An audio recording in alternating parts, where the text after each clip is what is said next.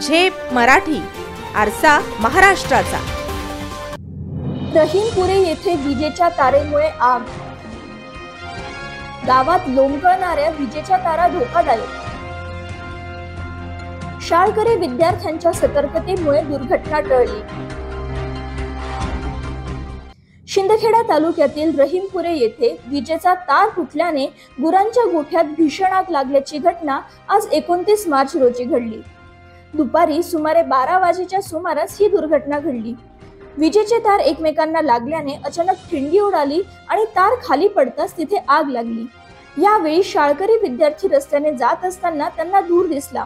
त्यांनी तातडीने गावात धाव घेतली आणि नागरिकांना घटनेची माहिती दिली। नागरिकांनी तत्काळ घटनास्थळी धाव घेऊन आग विझवण्याचे प्रयत्न सुरू केले।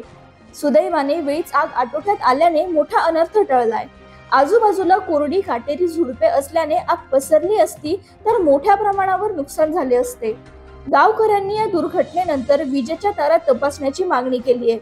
अनेक ठिकाणी विजेच्या तारा लोंबकळलेल्या असून याकडे संबंधित विभाग दुर्लक्ष करत असल्याची नागरिकांची तक्रार आहे।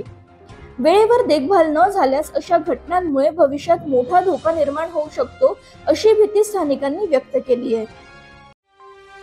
झेप मराठी, आरसा महाराष्ट्राचा।